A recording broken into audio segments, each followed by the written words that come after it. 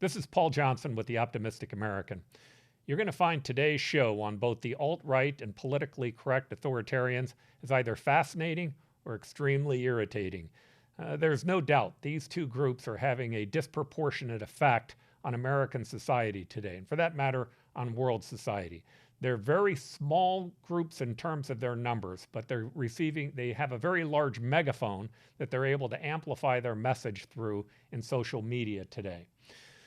In our show with Dr. Bashah, we're going to talk about both of these ideologies. We're going to talk about the dark triad that makes up the mindset of both of them, and also what it is that you can do to recognize the role that we play in keeping those groups from becoming more powerful than they are.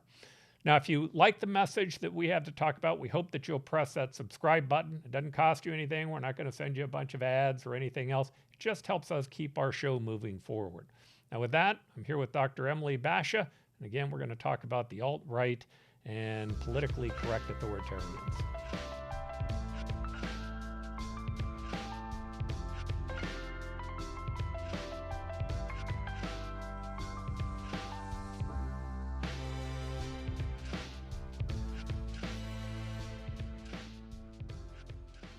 Welcome, Dr. Bashah. Thank you, Paul. We're so happy to have you on the Optimistic American to talk about what I think is a big topic to people.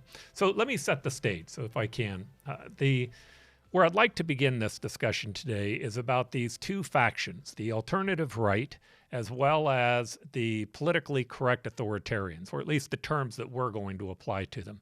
Now, these two groups really represent a minority of people, but their voices have become increasingly loud because of social media and because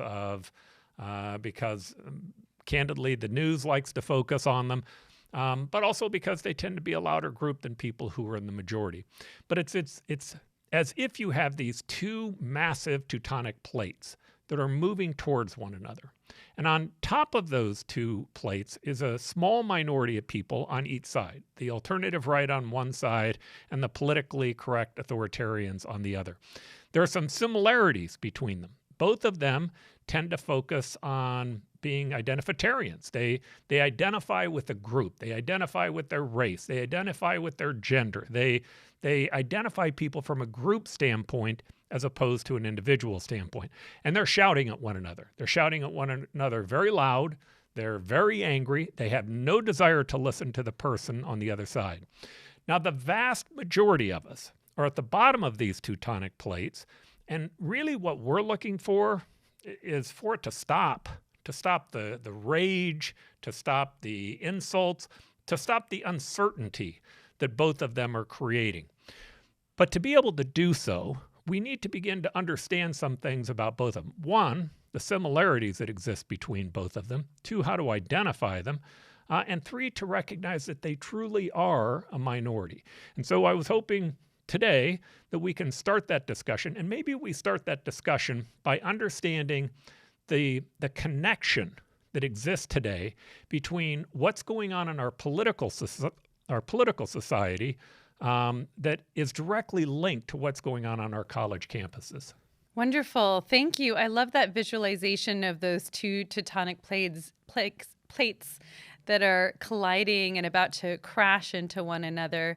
And I just think about all the voices and opinions and beliefs and desires of the mass population whose voices get drowned out underneath those, or these actions that are driven by a very small marginalized minority of people. And so there's a great book called The Coddling of the American Mind by Dr. Jonathan Haidt. He is a licensed psychologist and a professor. He co-authored it along with someone who focused on free speech as a practice. But yes. Yes, thank you for that. Jonathan Haidt did co-author this with Greg Lukianoff, and Jonathan Haidt is a social psychologist. And so one of the things that they were looking at is this notion of safetyism, which they created. And they were looking at how is it that this new generation, the Z or Z generation they call them, are advocating for more safety on college campuses. And so they started to untangle this a bit more to understand what was the developmental factors that influence this generation of college students that they're seeing on campuses today? And we can talk about some of the social issues that they're describing. And a couple of the things that they talked about with this paranoid parenting and kind of this obsessive or anxiety-prone parenting, where there used to be more permissiveness in previous generations.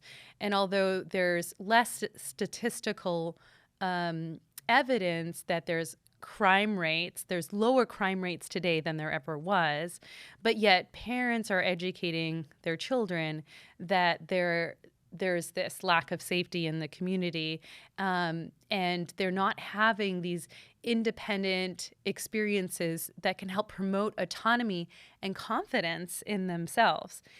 And so they started to look at this and to try and understand, how is it that they don't have this emotional resilience? They seem more emotionally fragile, and there's a sense of fragility among this population of young emerging adults, and they're demanding this safety on campuses to the extremism that they're prohibiting free speech.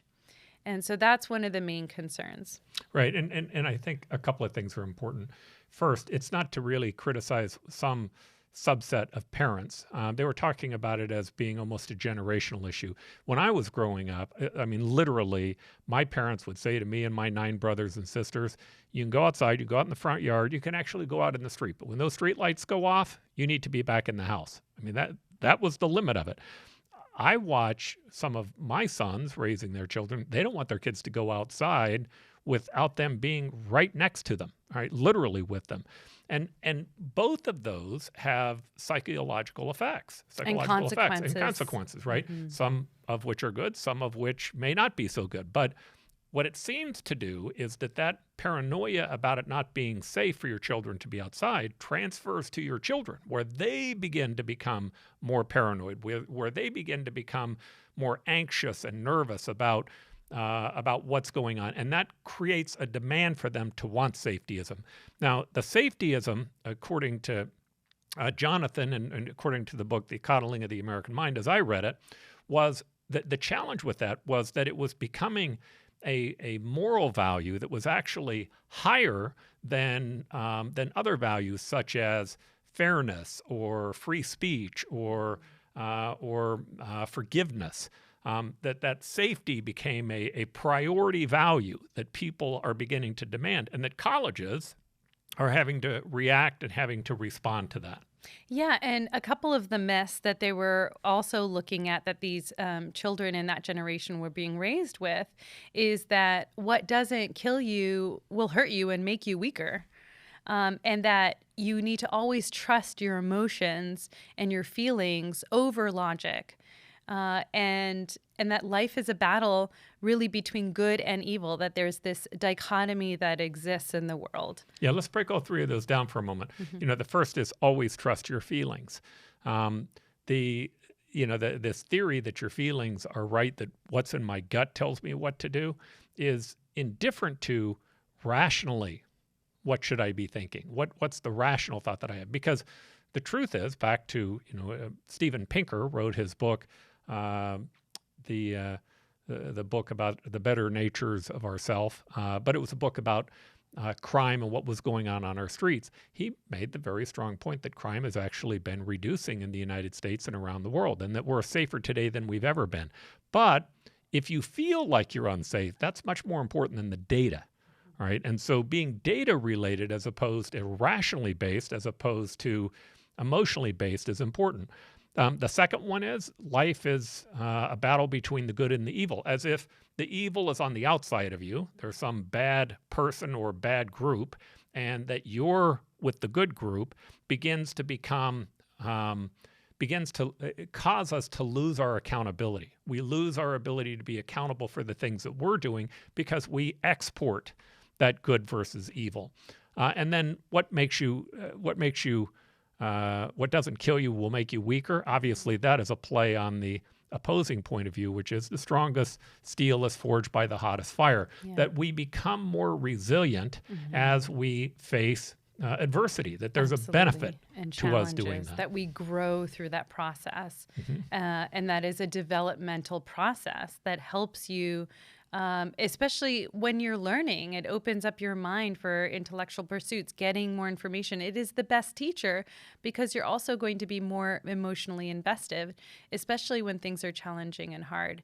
I'm a mother of a young daughter. And so one of the funny things I found as I was reading this book and thinking through some of the premises of it is, oh my gosh, I'm going to be paranoid about being paranoid. Being paranoid about being an anxious or paranoid parent. And so how do I undo that? and so, just catching myself in that thought process of, okay, no, I'm going to commit to myself to not be an anxious, paranoid parent.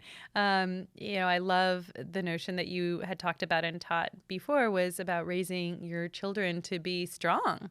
And not necessarily promoting safety and knowing where to set those limits. There are boundaries, and we talked about that before, that you need safety in order to foster healthy development. Look, in Columbine, that is a perfect example about the need psychologically for children to feel safe. I couldn't imagine those children and how they feel with someone who actually came in and murdered their colleagues. We all need to feel physically safe. And even on the idea of being emotionally safe. I think you could talk about this, but bullying isn't something that's good for a child.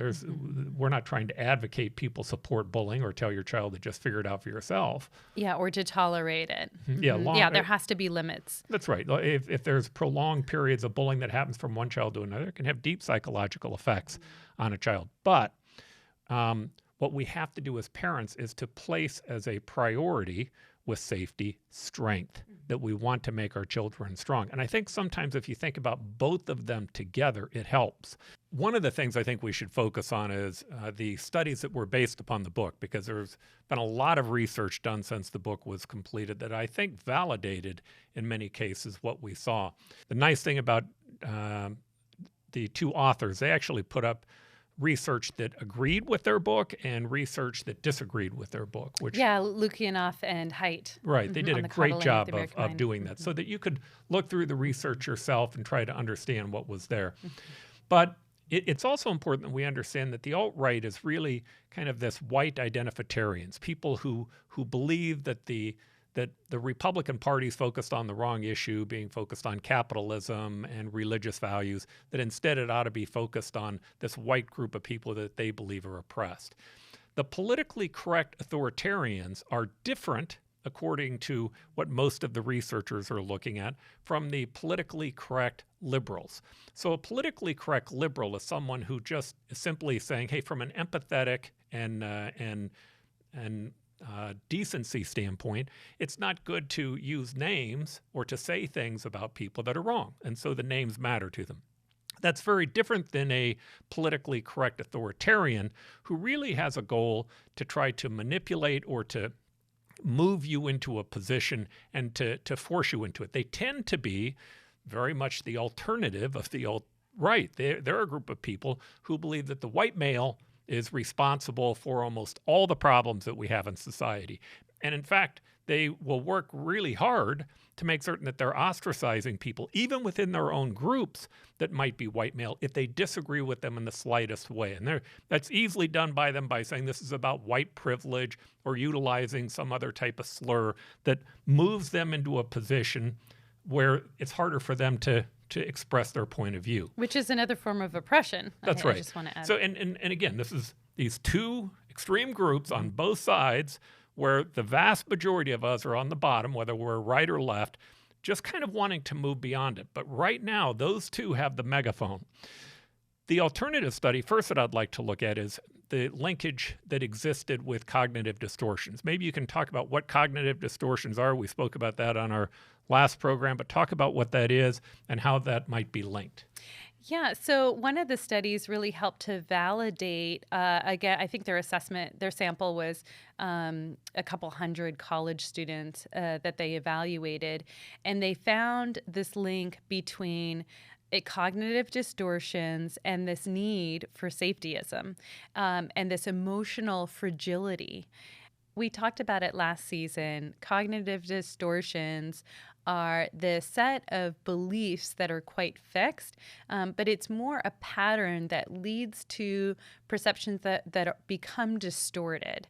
And so that might include, for example, all or nothing thinking, which is like a dichotomous black or white thinking. It's either or. There's no in between or and. Or there's emotional reasoning, and that's where people are basing their thoughts and their beliefs and judgments on how they're feeling rather than what they're thinking rationally or logically, using that frontal lobe and that prefrontal cortex that we had described before. And sometimes they'll look for confirming evidence to justify their emotional reasoning. And so this is a mental trap. It's problematic because it leads people to develop these longer lasting assumptions and rules that they then use to judge and interpret all this other information that is coming into them. So another form of a cognitive distortion, for example, could be catastrophizing. And again, that will inform and shape and influence their assumptions and judgments and beliefs about the world, themselves, others, the future. And they become fixed, and it does inform their behaviors and their actions. And so I think that's what we're also seeing at play on college campuses today with cancel culture. All right, so let's make the link to the next group, because in many respects, while I definitely think we need to be promoting safetyism, we need to be promoting people being strong over safetyism, or at least it of an equal value. Certainly freedom of speech as a superior value. I was just going to say that. Yeah, like we have to come to some kind of common agreement here. Right. But for the most part, this is a group that feels themselves to be aggrieved. I think the Jordan Moss study is even more interesting because it starts to talk about a group who's not necessarily aggrieved, but who's trying to manipulate the situation regarding the dark triad. Can you talk a little bit about that study that happened, or that paper that was written, and who is the dark triad? Yeah, and one of the things that I've observed just through my research and seeing in trying to understand what this group who identify as being fragile or emotionally fragile, what it is that they're exactly wanting and what they're advocating for, and why. Like, what is really underneath the surface? What is driving this behavior? And, upon first impression, they seem very angry. And they appear that really they don't want to communicate to find some kind of common shared goal that they can negotiate and find some kind of resolution and working together. They really want to triumph over the existing hierarchy. And they want to change the system. So that makes it very, very challenging. It does segue into the dark triad. Yeah, what Jordan Moss says, just to try to clarify this a little bit, he was saying that, again, that it wasn't the entire group, that it was what he calls politically correct authoritarians, right, that had these traits, that had the goal of being able to overpower the other group. That really what they want to do is flip the totem pole on its head. Their view is that the white male's been at the top of the totem pole, and they want to flip it on its head and put all the other groups on top. And it does become very clear when you listen to them in debates and discussions. They really don't. They won't tell you what the new order might look like that they would put into place. But it certainly would include white males not having a voice, not having a vote, not being able to express themselves the same way as them, so that they could gain back power. And again, for this discussion, I like the designation given to them by Moss and others, which is politically correct authoritarians, because it's not all politically correct people. Whether you agree with being politically correct or not, most people would say that you shouldn't use the N-word, which we all know what that means. That's a form of being politically correct. Of course you shouldn't. It's human decency not to do so.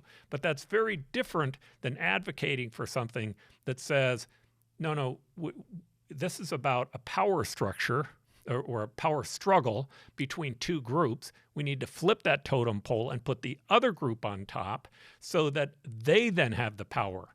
to be able to execute their aims or ambitions. Now, in this dark triad that they talk about 3 traits. Can you talk about those characteristics and traits of people in the dark triad? Yeah, so that's the Machiavellian, narcissistic, and psychopathy. So it's important to say beforehand that these are not diagnostic disorders. You can't diagnose a person with these specific traits. What they are personality traits. And they may all feed into one another, and there are some overlapping symptoms and traits that exist, so they're not necessarily completely exclusive. Psychopathy is probably more related to antisocial personality disorder, which we know is a diagnostic What is antisocial? disorder. So antisocial personality disorder is typically somebody who lacks empathy, won't have remorse, or a sense of guilt or a sense of responsibility for harm that they may have committed. They really don't obey social rules or laws. It might be... So they're more willing to commit a crime? More willing to commit a crime. Consequences might avert them, but it may not necessarily be that it's a guilt-driven or conscientious, somebody who's highly conscientious. They may be more motivated for gain, despite hurting others. I know a narcissist is from the Greek mythology of Narcissus, where he was looking into a pool of water. He had certainly some... he had some insecurities of his own, but when he saw his image, he thought he was beautiful, and he kept getting closer and closer to the image, and finally it drowned him. But how is a narcissist different from someone who may be antisocial or a psychopath? Yeah, and so narcissism, again, just going back to the diagnoses, is probably most related to narcissistic personality disorder, which is a diagnostic disorder. But narcissism, in terms of its traits, that's somebody who's going to be more egocentric. Really, their drive and motivation is for praise, and it's very egotistical. And they may be more willing to lie, deceive, cheat, con, manipulate others for their personal gain. I was reading something really fascinating about social dominance, and I thought that this might be quite related.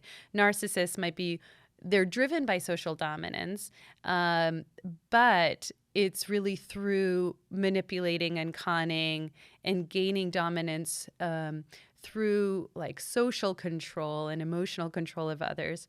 Whereas psychopathy, people are more psychopaths and traditionally will really not care. Like, they don't really care how they look in your eyes, whereas narcissists really want that reflection. Interesting. They want to see themselves in your reflection. Now, a narcissist also, though, has a problem taking responsibility for what went wrong and likes the credit for things that go right. Yes, and they're more emotionally savvy, but again, their primary goal is about, what does this say about them? What does this reveal about them? What do people think about them? And so they may lie about who they know and how much money they have and how prestigious they are and all these other things, right? Because they want to seem bigger, better, and more advanced. But at the heart of narcissists is really this deep, deep sense of insecurity. But they present as quite shallow. All right, now let's go to the Machiavellian, which was named after Niccolo Machiavelli, who wrote a book called The Prince. In this book, he was trying to explain to the prince that there were these barbarians at the gate, and he needed to do anything that he could to protect the kingdom. But when people say Machiavellian today, they tend to mean that it's a group of people who are willing to manipulate people to get what they want, and to them, the end always justifies the means. They will do any means they have to get to the end that they want. So when we're talking about the dark triad, is it that you would have to have all of the traits of all of these groups to be part of the dark triad, or any one of them to fit into that group? Any one of them. Yeah, as I said again, there's no one diagnosis. Like the dark triad is not a diagnosis in and of itself, nor are any of the three within it as a disorder, a diagnostic disorder. But they're traits that we could describe and discuss, and it can be helpful to identify. What Moss's study found that I saw to be fascinating is that both people in the alt-right as well as people in the politically correct authoritarians had, there's a test that you could take that I think was like 24 different items. And that test, if you scored above an 80, you were considered to have these dark triad traits. Correct. And he said that in both of those groups, whereas the normal public may be in the 30 or 40 percentile, amongst both of those two groups, they both scored in the 80s or above. Yeah, which is fascinating. I think it again goes back to this like social dominance theory, which I think has a really powerful connection to these political identity groups and what we might see playing out between these extremist polarizations in the radical left and right. And I think I just want to say the difference between the Machiavellian and the narcissist is that really the narcissist has this grandiose sense of self-worth. The Machiavellian isn't really driven by that. So a Machiavellian, person scoring high on Machiavellian traits might be somebody in a startup company who's seen as, a pioneer CEO because they're really going in an area where there's not a lot of rules or regulations or restrictions because it's so pioneering and new that they really do well and excel in those domains. But they are willing to go to an excessive degree and bulldoze over, some weaker people, to get what it is that they're really wanting and driven for. So Machiavellian is it's a lesser form of narcissism in some ways. It's not like, I think there's a lower empathic concern. If they can use you and manipulate you to get something, then they're going to be more motivated to do that. But they're not as extreme or as excessive as a psychopath, where there's no empathy within a psychopath. And really they represent, I believe it's less than 1% of the population, but some studies are showing anywhere from 1% to 3% of the population. All right, so let's go to the next study, which is Dr. Ballinger, who did a study on what they called obsessive ideologies, somewhat close to the book that you and I have written on Addictive Ideologies, yeah. Although I think ours is more encompassing because we end up talking about both political revolutions that have happened, such as that which happened with the Ba'ath Party in Iraq, the effects that can have on normal people, identity politics, political correctness, a whole series of other things. But in the study, he found that ideology can lead to violence, and that there were four different conclusions that he came to. The first one was that ideology, obsessive ideology, can actually deactivate the moral compass inside of someone, and it allows them consequently to begin committing unethical types of acts and unethical behaviors. Yes, and he was also arguing that it can become a mental construct. So just as we were talking about some of these cognitive distortions, and I was saying, if people fall prey to these, they can become more solidified. And so this is a great example of it becoming a more solidified mental construct. And then even in the face of factual information, which we're seeing today, that they can become more violent and more willing for retaliation and vengeance and hatred. Yeah, and then that led to the third item. The third item was that as they create these constructs in their mind, and as they begin to have difficulty in being able to deal with adversity, with people who disagree with them in any way, shape, or form, they begin to insult others, they begin to become more violent, but consequently, they quit hanging out with people who have differing ideas. So they quit getting input from people who don't think like them that might balance them out. And consequently, they start hanging out with people who think more like they do, some of which may be more advanced, and that even leads to a greater potential of violence. Yeah, and once you've bought in all the way, it's like you can't go back, you can't revert. And so the final premise is that ideologically obsessed people are more prone to psychological resistance, making them immune to finding a more balanced way of thinking and acting and responding, so that they're more like deeply rooted in their belief structures. All right, so let's start by summing up these different studies and what they mean. So the first was the book that was written, The Coddling of the American Mind, that talks about this need for safetyism, and that the need for safetyism was a moral value, or a value that was being placed above free speech, that was being placed above fairness, forgiveness, any one of a number of other values. The next study that came about was one that began to actually create the link between cognitive distortions, people who had a distorted view of what was happening in reality, and the need for safety.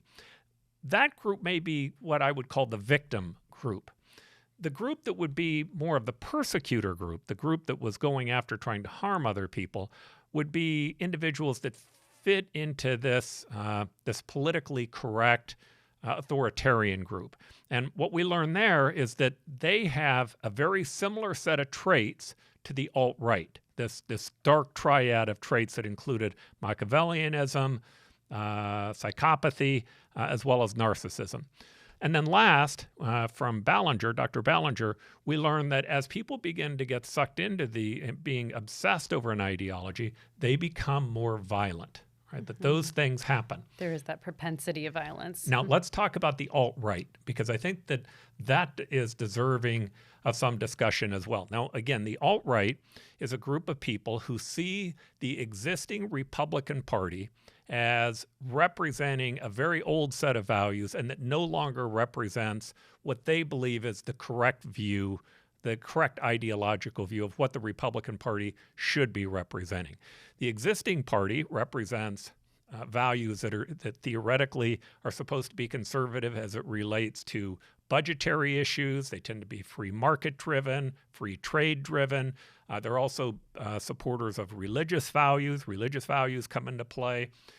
The alt-right is really more about identity. It's more about race. They're called white identitarians or white nationalists, if you would like, but they're a group of people who think that really something has been stolen from them. And that something that's been stolen from them is their superiority. They believe that they've been harmed. Now, they can begin to appeal to people who may be in the center. Let's go back and think about that victim group. Well, if you were, the average Trump supporter was 59 years old. This is the average. That doesn't mean that there were certainly young people that support him, older people that supported him. The average supporter was a white male. Again, there were some minorities that supported him, and there were some women that supported him.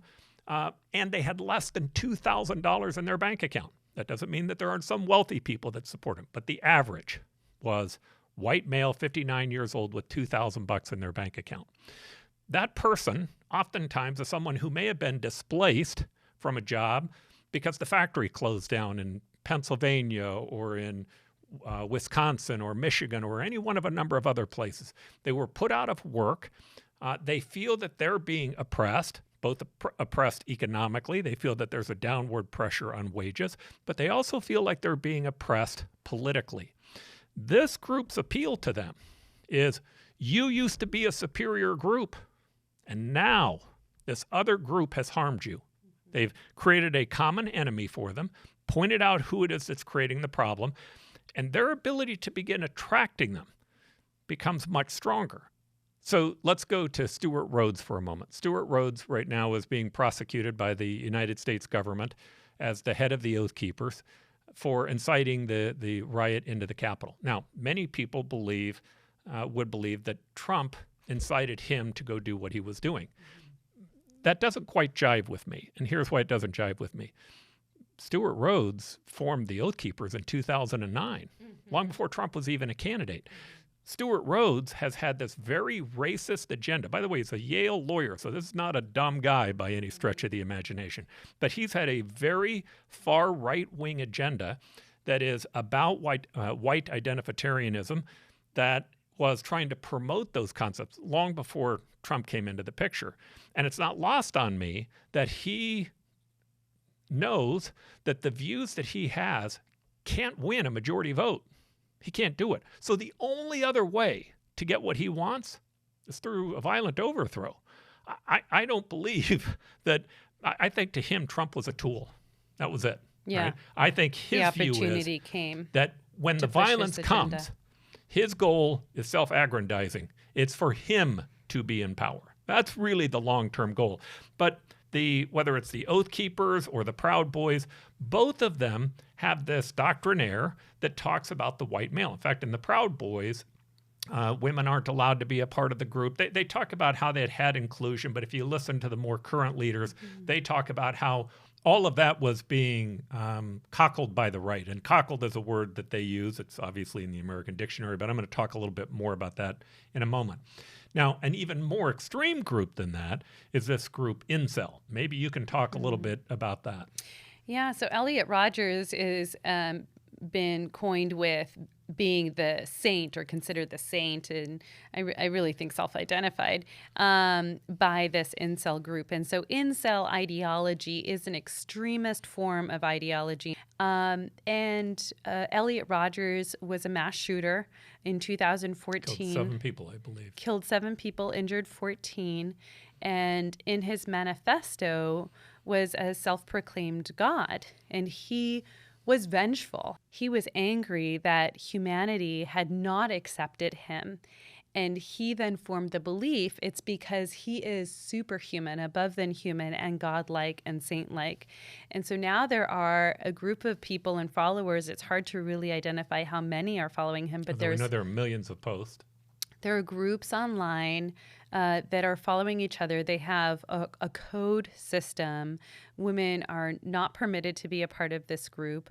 And really they're focusing their anger towards attractive young females who reject them sexually based on their appearance or a visible disability or a defect of some sort or a social defect. And they consider this to be akin to reverse rapism. The women's rights movement, the choices that have been allotted to women, the idea that women no longer have arranged marriages, that all of those things have led to them becoming involuntarily celibate, as you said, the name actually rejected sexually. And because they were rejected, their philosophy, if you listen to Elliot Rodgers, is it's okay to kill someone. It's okay to rape someone because they effectively rape them. They're willing to advocate for extreme violence on the other side. Right? Now, again, in all 3 of those groups that we just mentioned, the Proud Boys, the Oath Keepers, the incel, they're a very small percentage of the public with a very large megaphone, right? The internet with a very large megaphone. They do have, some of them are finding limited abilities or limited amounts of success at being able to attract other people in, people who are victims or who have been harmed or who find themselves on the short end of the stick, much like the politically correct authoritarians do on the other side, being able to pull people in because they see themselves as victims. And that kind of brings us to this whole issue of agency again, all right? The way that you avoid being pulled in, even if you have been harmed, is by gaining a sense of your own agency, understanding that we have this reptilian part of our brain which only knows fight or flight. And if we've been harmed and someone is telling us that someone else harmed us and they point them out as an enemy, it can become a very strong emotional appeal that will overcome reason, that will overcome rational thought, optimism, and give us an inability to be able to emotionally deal with the real challenges that we have and what it is that we need to do to fix them. The author Umberto Eco's 14 points, if you look that up online, by the way, he was an author and he doesn't necessarily agree with these points, but he talks about what he called your fascism. And there were 14 points that led someone to fascism in his opinion. These 14 points included people feeling that they had been oppressed, people feeling that they had lost their superiority and they needed to have it reclaimed. There also was a discussion about the importance of it appealing to the middle class. In fact, the middle class was the exact target of who they were usually after, especially if the middle class had received any setbacks economically. But they also talked about how fascism tries to simplify language, because if language is more complex and robust, people can utilize rational thought, and they want to try to stop it. Well, that is also true with the alt-right. In fact, I think that the incel group has 47 pages of vocabulary words that they advocate for their members. Even amongst the Proud Boys, one of the words that they like to use is cockled. So they call it, I think it was Rush Limbaugh who actually had made a comment about the cockled Republican. Now, cockled means it's like a male whose wife has adulterated him. And so he's embarrassed, he's ashamed, he's in a position where he's no longer the man that he once was. And especially if he allows it to keep going on, that becomes a point of embarrassment, according to the way that the word cockled is used. So when they're talking about a cockled Republican, that's who they're talking about. They're talking about somebody who's been embarrassed, somebody who has been who has lost a sense of dignity and a sense of manhood, and that he needs to get it back. So they utilize that word as a tool to be able to inflict this emotional reasoning emotional thought that overcomes reasoning and that empowers them to do what it is that they want. They don't really want critical thinking. What they're really looking for is orthodoxy. Yeah, emotional reasoning was correct. That was a correct use of it, because that's what it is, especially if you're touching on somebody's identity and manhood. Okay, so this is my favorite part. This is where psychology meets philosophy. I know I can't keep up with you on the psychology, but on philosophy. And I can't keep up with you on the philosophy. That's because although I do love it. Philosophy is mostly made up. That's my theory on it anyway. So the person that I think that we should focus on here just for a few moments was John Stuart Mill, who had a huge impact on our democracy. He wrote on liberty. He wrote a paper called Liberty. The second chapter of that book is the most important one, but he talks about the struggle between authority and liberty, how those two things are oftentimes in conflict.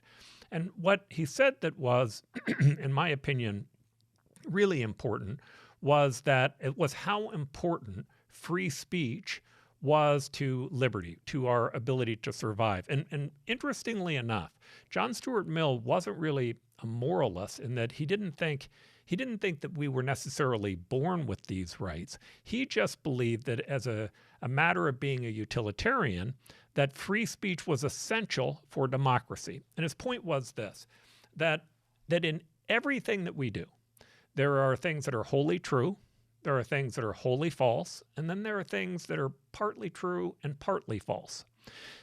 The point that he made was that if you were a king can pull together his group of advisors, he can determine what's in the best interest of most people, and then he can implement it. Now, to do that, he needs to get rid of free speech. He needs to get rid of the right to freely assemble. He needs to get rid of dissent, because if he's decided or she has decided what is right, then prevailing thought can be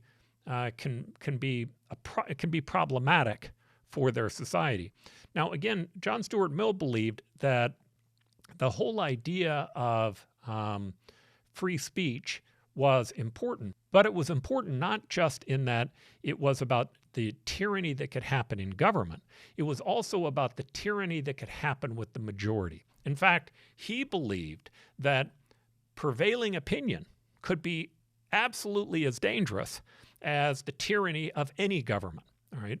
So his goal was that he believed that if you allowed free speech, even when prevailing opinion may tell you A, that when you hear things from different people, you can start to discern between the whole truth, the wholly false, and those things that are in between. That it helped us promote a better example of the truth. What was the truth that we needed to implement? His belief was that without it, liberty and democracy failed. Just tying this back to cancel culture, and I just can't help but think about how it's impacting the culture within university campuses. And I can't help but think back to my experience through my doctoral program, my master's program, my undergraduate program. The teachers and professors now are really singling out and teaching to the lowest, the most vulnerable person in the room. They're not able to challenge the minds of the students through that debate and dialogue if they're having to be so concerned about offending somebody, because they're having to limit what they say. They don't want to get written up. And now it's so much easier to be fired, to be ostracized. There aren't the protective factors now from authority of colleges to be able to say this is the playing field, and where the limits are, where there's protections for the professors in addition to protections for the students. But now what I'm hearing is the protections for the students are now overriding the professors, and it's inhibiting and limiting intellectual advancement. Well, it's damaging to even the student who's not hearing it. I mean, professors believe that today they have to be very, very cautious of what it is that they say, but so does the majority of the student body. I mean, I've seen some polling on this. Overwhelmingly, the majority of students support free speech over cancel culture and political correctness, overwhelmingly, right? But they don't speak up, because if this politically correct authoritarian makes a comment, the comment oftentimes is very damaging to a reputation. So where the alt-right will oftentimes use violence, what the political correct authoritarian does is they use reputation, right? If they call you a bigot or a racist or a misogynist, what begins to happen is that can have an effect on your career and on how other people see you. You begin to become framed as something that, regardless of whether it's true, regardless of what your intentions were. In fact, in this situation, intentions don't matter. It doesn't even matter oftentimes what you actually said. It only matters what the other side says you said and how they interpret it, how the politically correct authoritarian reads what it was that you were saying. And that stifles thought. That stifles people's ability to be able to be creative. Now, college campuses, it's really important on a college campus that you have the right and the left. And the reason for it is even the far right and the far left. And the reason for that is that has a moderating effect on the human mind. When you begin to hear both sides, people don't usually gravitate towards one side or the other. They usually find a middle ground. And while I may disagree with speakers on the far right and the far left, allowing them to speak is an important part of the process. Of course, they should be able to speak, so long as they don't cut out other people's right to be able to speak.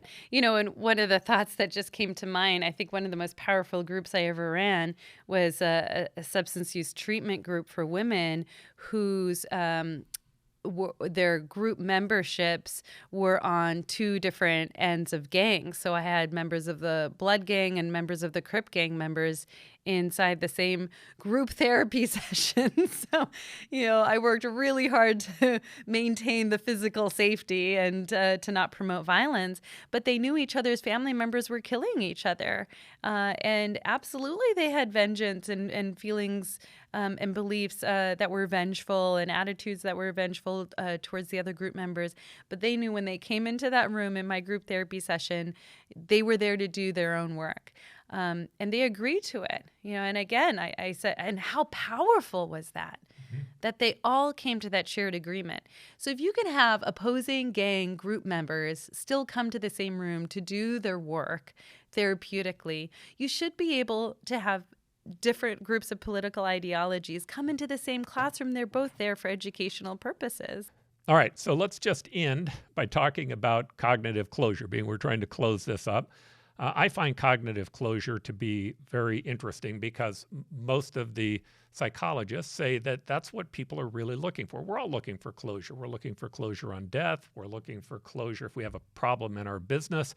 I know in my Harvard case studies, what I always hated about them was they never ended with an answer. They'd end in the middle of things, which is how most problems exist. You get the problem somewhere in the middle, and you don't really have the answer.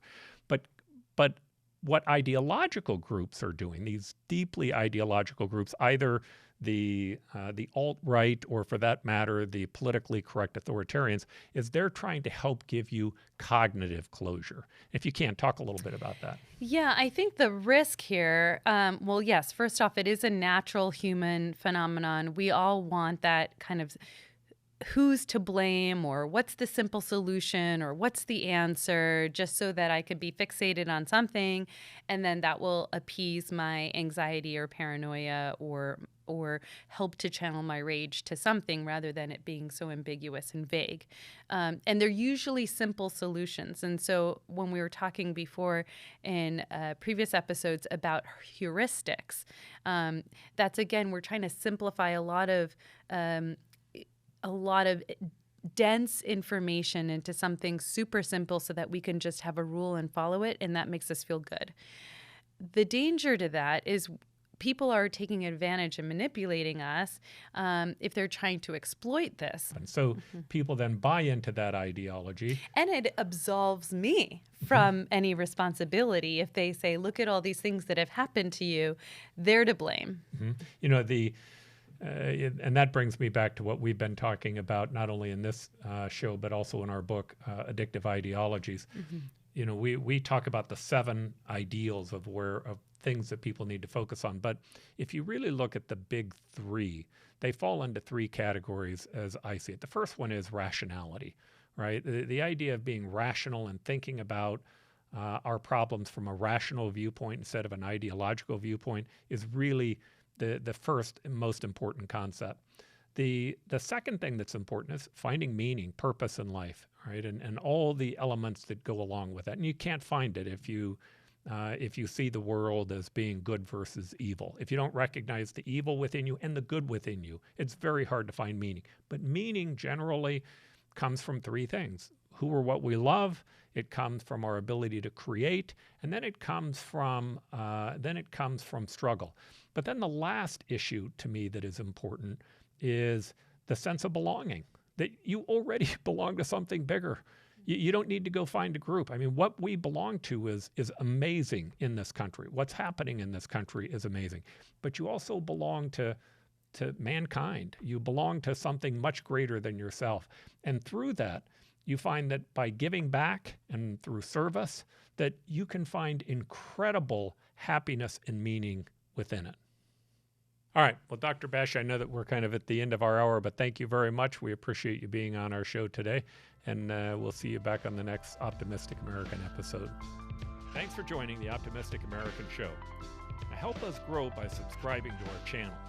If you enjoyed the episode, please leave a like and a comment.